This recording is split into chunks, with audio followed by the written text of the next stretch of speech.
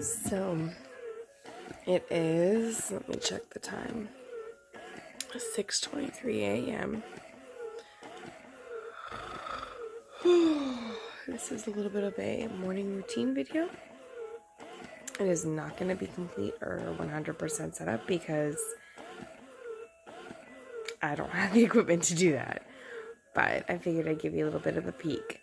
So I woke up this morning at 3:30, almost 4 a.m. and fed Sam. And he is still resting. And I have to get up and I have to pump. I also am going to let this cuteness, Athena, right there out in just a minute after I finish. And I will... Oh my goodness. That is the only thing that I don't know if any of you moms out there are dealing with. I have no problem getting up in the middle of the night and feeding him. He's a great baby. He goes down at like 7:30 at night. He sleeps, usually has like a feed about 3, 4 in the morning. And then he goes back to sleep. Excuse me again. My problem is when he goes to sleep at like 3 or 4, he passes right back out after eating. I do not. So, I am exhausted. But after I finish this, we're going to go wake Sam up and you guys can meet him. So, the next time I talk to you will be hopefully when he's waking up, because all I'm going to do is sit here and pump. And it gets pretty boring. So I just finished pumping, and the term slacker boob is a real life thing. And I feel really bad because I feel like a little cheerleader when I get a good pump, and I'm like, look at you go boobies, look at what you're doing. So this is my left side, which after nursing him, I still got almost 4 ounces, which, I don't think it's terrible. It's not outstanding, but after nursing him, I think, I nursed him, it was almost 4 o'clock, it's 6, it's been about 2 hours. Now this is my other side. This is the boob that you just cheer for, and you were like, why can't the other one be like this? I got friggin' 9 ounces, which is amazing, out of one boob. Like, it's wonderful. This is what has allowed me to be able to still pump and work and go through the beginning of our breastfeeding that we did. It was not easy. Please, excuse me, disregard this. I have not done anything yet. So I am going to get up and I'm going to take, like I said, the cuteness over here to beanies. Hi, Bubba. She's not a morning dog. No, she is not. But I'm going to take her outside. Yes. You go say. You go say. You go say. Okay, so we're going to take her out. Oh, my goodness. I don't know if anybody else had an epidural and has like really wicked joint pain afterwards, but that is totally, unfortunately, how I feel. Oh my goodness.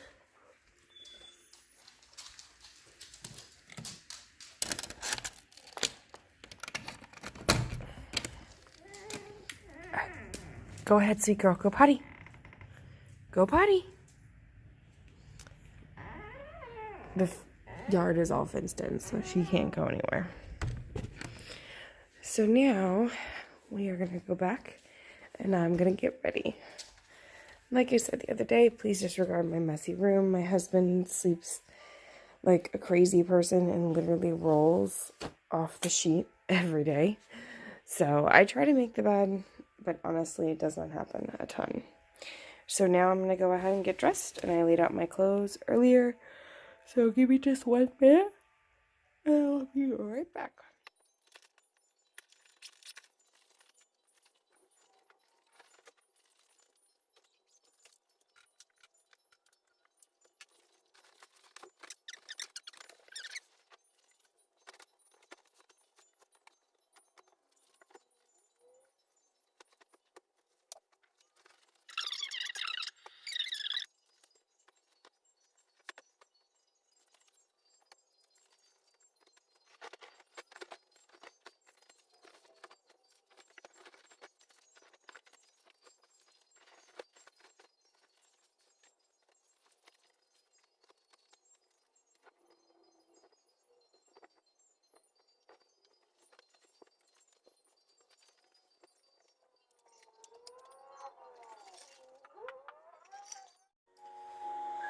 So now that the bed is made, I have my outfit on, which I'm not crazy about, but none of my clothes fit anymore since having my son, which I'm okay with because I have him.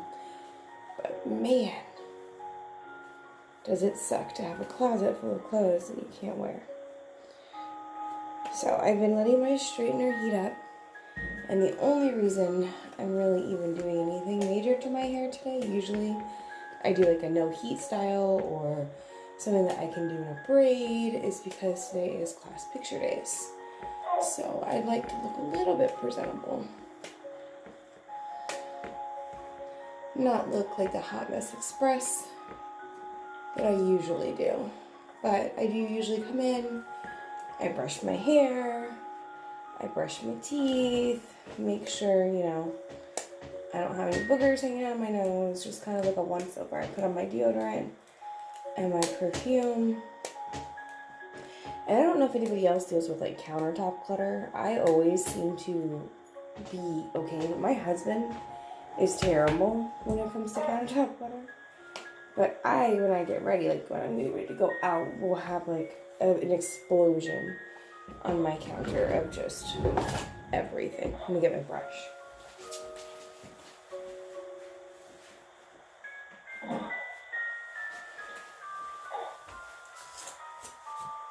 But the one thing that has seemed to help was getting an organizer.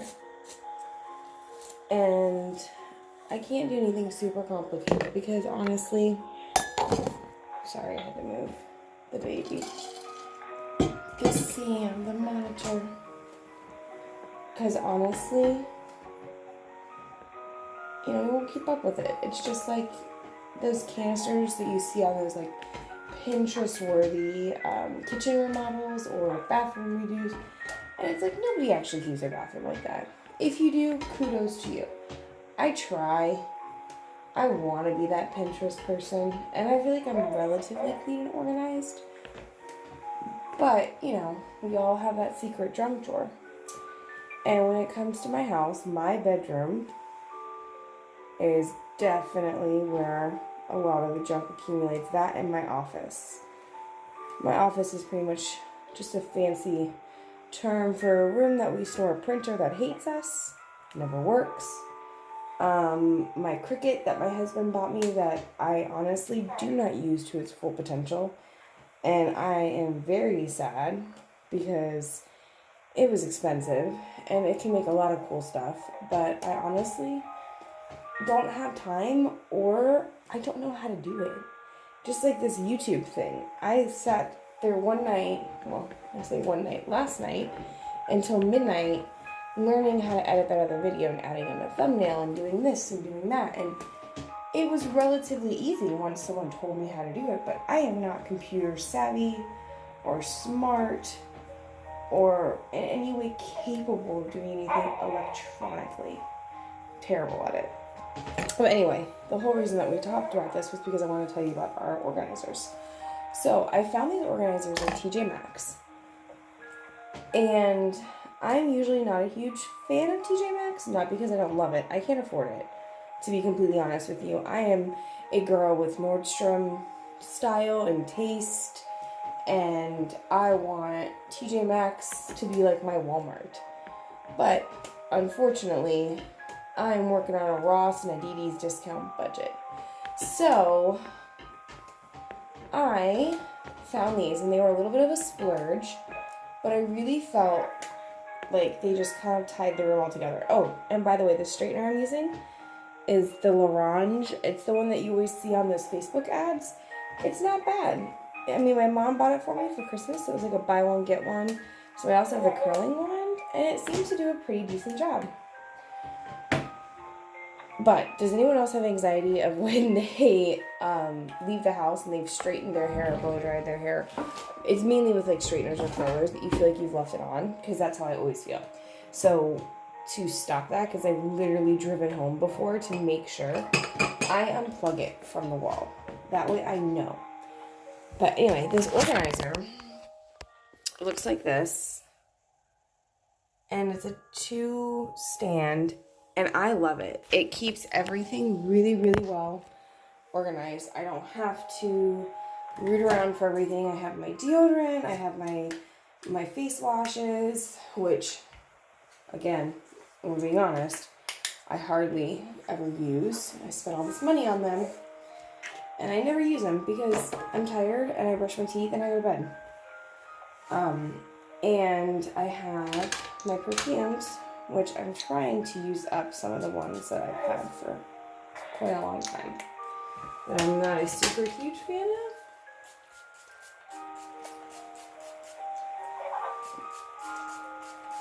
So now that that is all done, I packed away my pump, and we are going to go wake up the baby. I'm so excited. This is my favorite part of the day. So usually he's already up and just laying in his crib waiting for me. So I'm going to turn off his monitor and plug it in and go give my baby boy up.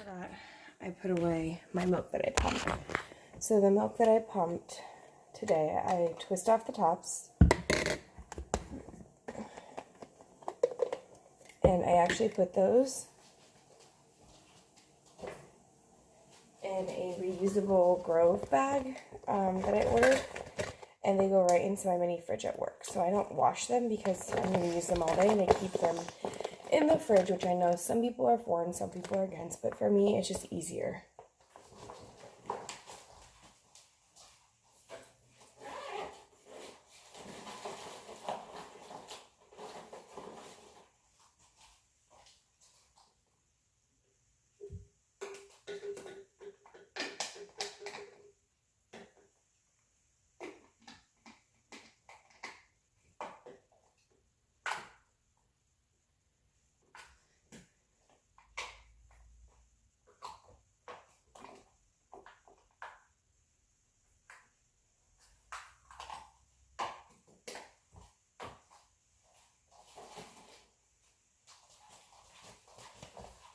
So then I twist my lids on, and these will go in my fridge door. And right now I'm trying to cycle through my milk because I had so much milk stored that was frozen, and it was from October, and we're in January now. So I wanted to make sure that I wasn't going to not be able to use it. So I have my thawed milk here. Well, it will be thawed. It thaws really, really quickly. And then I have my freshly pumped milk here.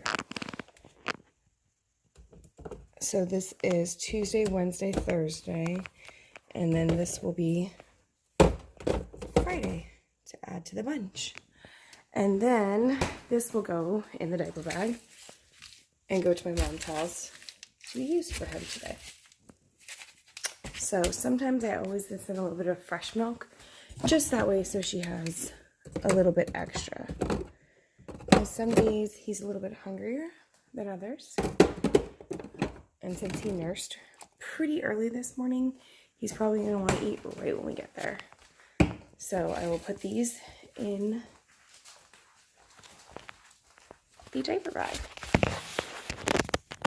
which I'm going to do a review on my newborn essentials, how I like things, how I like my diaper bag, stuff like that. So I zip that closed, and now it's time to go wake up the baby, and I'm so excited. Like I said, this is my favorite part of the day.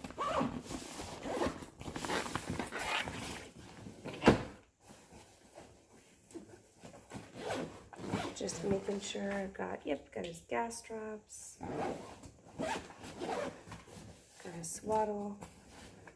Let me see how many changes of clothes he has. He has 2 changes of clothes. We're good on that end. Let's go wake up the boy. Oh, you okay?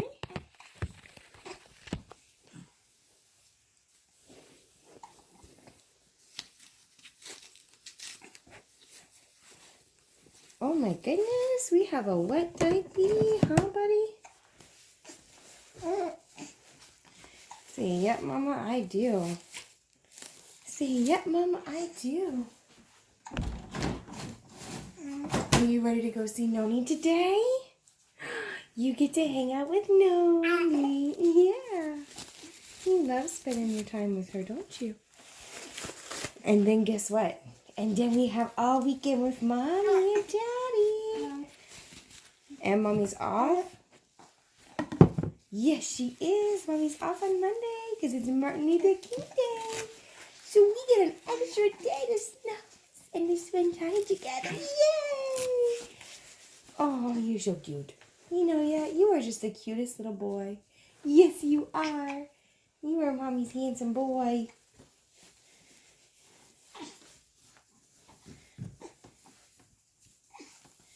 Whoop, let's turn that wrist. Boop, boop, boop. Hi, see this?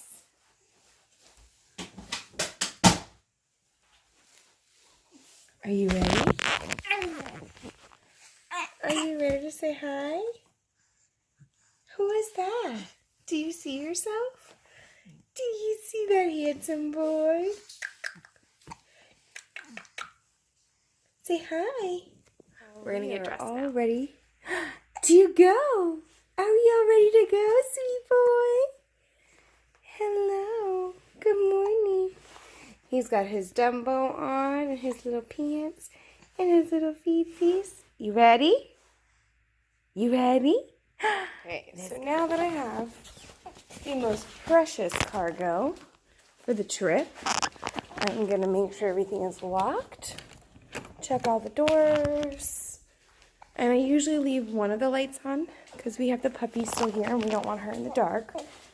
And I have to grab the pumping bag, the diaper bag, and then I also have my coffee and my water, which I pulled out, but I will have to come back and grab those in just a second. Thankfully, I park in the garage, so I take him out, buckle him in, put down those two things, and then I run back in really fast, and then I grab that. It's amazing. I remember I used to not be able to park in the garage. We had just a lot of stuff in here. And my husband cleaned it out and made it to where I was able to park in here. And it has made a world of difference getting up and getting ready in the mornings. Okay, now he hates the car seat. So I'm not hurting him. He's only screaming because I'm putting him in it. Okay, sweet boy. Oh, I know. I'm sorry. But guess what? This means that we're leaving. We're gonna go see Mommy.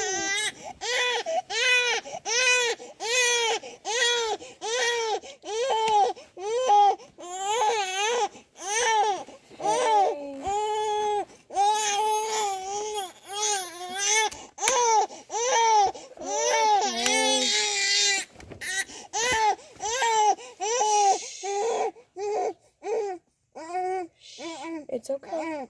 It's okay.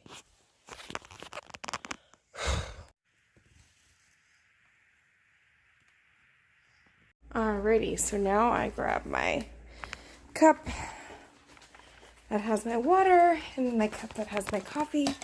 Because if any of you pumping mamas are out there, you know how important it is to hydrate. Please disregard my dirty car.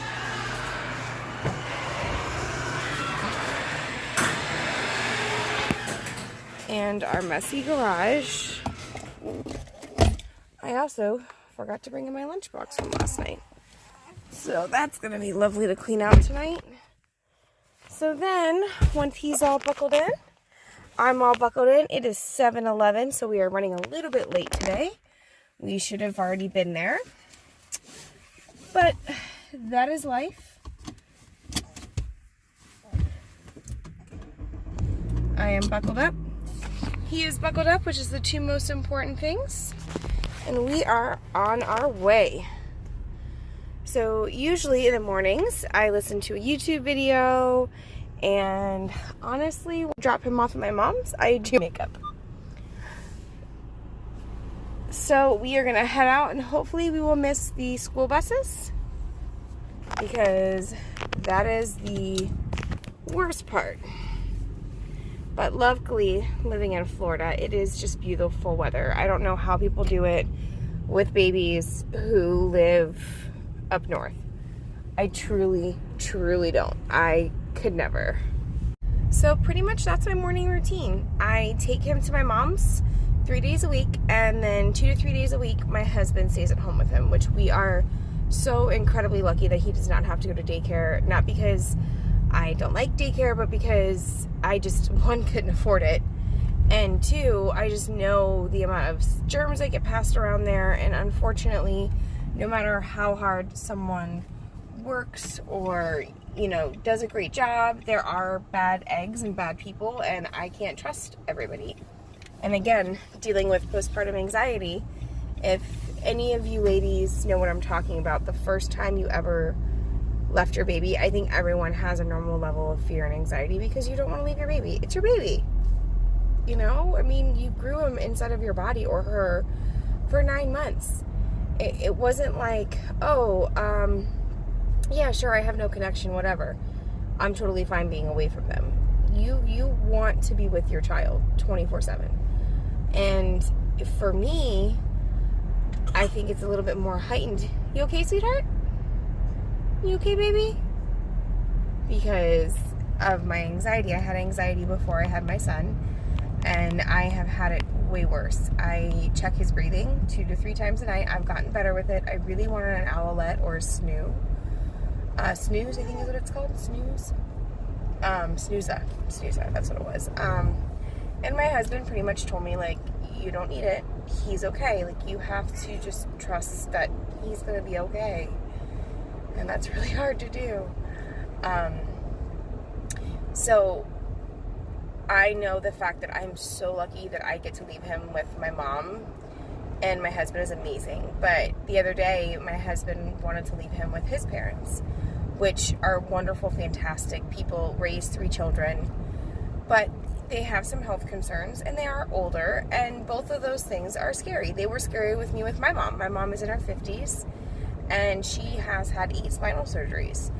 But I also feel like my mom could be honest enough to tell me, hey, listen, you know, I thought I could do it, but I can't. And I didn't know if his parents, you know, would say that. It would be like, hey, yeah, you know, we thought we could take care of him, but it's just too much. I mean, his mom needs a knee replacement. His dad, unfortunately, has just had some really bad reactions to his medication, and it just made me really nervous. You know, like I said, if I could keep my son in a bubble and never let anything bad ever happen to him and protect him from everything, you know, the girl that's going to break his heart at 16, getting a splinter, having someone make fun of him, failing a grade, I would do it all. But I know I can't, because that's what builds character. We are all the people we are because of the experiences we've been through. But when it comes to an infant who has nothing, can't advocate for themselves, can't say anything, can't tell someone, hey, that's hurting me, or hey, you know, I just replayed in my mind, that's why I had that panic attack the other day, that I was going to walk in and he was going to have a huge lump on his forehead because they dropped him. Because they went to get up off the couch and my mother-in-law's knee gave out or something, you know, not that they would ever hurt him intentionally, but that kept running through my head, and it was horrible. Like, I had these visions of him. It was bad. It was really bad. It was really scary. And I thought, like, well, what if they don't put the blanket? What if they put him to sleep and they put the blanket on his face and he suffocates and he dies? And what if you know, he hits his head on the corner of the coffee table because they drop him and it breaks his neck? I mean, it was horrible. It was horrible, and I could not get it to stop. And the only way that I felt any relief was I literally had to leave work and I had to drive home and hold him and touch him. That's the only way that I felt some sense of, like, oh, I can breathe because he's with me. And I can make those same mistakes too. That's the thing that I don't get with anxiety. It doesn't make sense. It's real. It is so totally real. You cannot control how you feel. But I'm not guaranteed to never drop him or never hurt him or never make him feel sad or upset, or, you know, I mean, all those things. I can get into a car accident driving to work every day with him, and that gives me anxiety. And I'm trying some coping mechanisms when it comes to that. I'm trying to remember that his life is his life, and all I can do is trust that the people around him are going to protect him and keep him safe. And I'm going to advocate for the things that I believe in, like safe sleep and, you know, like being a present, aware adult, like saying when I can't do this, admitting I can't, I've had enough. Totally fine. If you are so overwhelmed that you can't take care of him anymore, put him down in the pack and plate and give me a phone call. Fine. I will leave work in a heartbeat and make sure that he's okay. Same thing with my husband is, you know, we both just have we're different people, and that's an anxiety stressor. You know, the way that I would do things with my son is not the way that he does them. Does that mean that they're wrong or bad? No. It's just that him and dad do things differently than me and dad. And I struggle with that too, because the other day I called him and he was fixing the printer and he's in the swing in the other room. Well, he wasn't watching him. There was no monitor, and it scared me. And again, he was strapped in a safe swing that it's a reclined swing, so his head can't flop forward. But what if something happens? You know, you never know. And I really am trying to focus through it, and I don't know if anybody else is dealing with it. And I don't know if I would be the same way if he wasn't an IVF baby. I don't know. I really don't know. I think I would be like that no matter what, because I'm an anxiety person. Like, I'm just an anxious person. But I keep replaying in my head, you know, he's not replaceable. No child is. Whether IVF, naturally conceived, it doesn't matter. You know, he is the only one there will ever be of him. And it just takes a split second. It takes 1 second for something to happen. One mistake. One person saying that they thought that he was okay. Or, oh, he's done it 100 times. Or, oh, I used to do that when I had my kids. Well, no. That's my child. That's not okay. And that's what I think I'm trying to stress to people is it's not you, it is me. I do need to work through my anxiety, and I do have to kind of give him some space and an opportunity. But my feelings are valid. My concerns are valid. Do not dismiss them. And that's something that my husband, you know, when we discussed it, said, listen, if it's that big of a stressor for you to have them watch them, it's not worth the argument. You know, it's not worth you feeling like this. And that, to me, you know, tells me that I married the right person. Because I knew that was something he wasn't crazy about. He wants his parents to be around him and watch him and be alone with him and, you know, to be an extra tool to give us a break. Not that I really want one, because I just want to be with him all the time, but I know it'll come when I do want a little bit of free time or some me time on my days off, and, you know, go and get my nails done for an hour, or, you know, go and run an errand, or go to a doctor's appointment, or something to where I don't have to have him there with me. But honestly, right now, I want him there with me. I don't care if I have to take him shopping, or, you know, I would never take him to get my nails done because, I don't like the chemicals. But, you know, that's just the way I am. And the other day, after this whole thing happened, the next day my husband had the day off. And I told him, I said, okay, well, I feel more confident if I can set, like, in my head, if I can set the rules or what we're going to do. So we worked it out to where he went over to his parents' house. He left Sam for about 45 minutes to an hour. He gave them a bottle, told them everything that had to be done, set up the pack and play, gave them the sleep blanket to put him to sleep for a nap, his sleep sack, if he needed it. And he went and he got lumber at Home Depot. He had to borrow my father-in-law's truck. And the entire time, I was anxiety-ridden. I wanted to know when he left. I wanted to know when he got back. I wanted him to send me pictures. And my son was okay. He was all right. And that's what I have to keep telling myself, that I have to trust them and know that they're going to take care of him and love him as much as we do. And that as long as I'm vocal about my opinions and how I feel about certain things, he'll be okay. So that's just my little PSA on my postpartum anxiety, and how I've been dealing with it. The nighttime anxiety with making sure he's breathing and making sure he's okay and making sure he's getting enough to eat when we started pumping and things. It's a whole thing. I'm going to have to make a video on it, on how we went from breastfeeding in the hospital to exclusively pumping to back to breastfeeding and what anxiety that brought on. So I am almost to my mom's house, so I'm going to let you go, and I will talk to you later. Until then.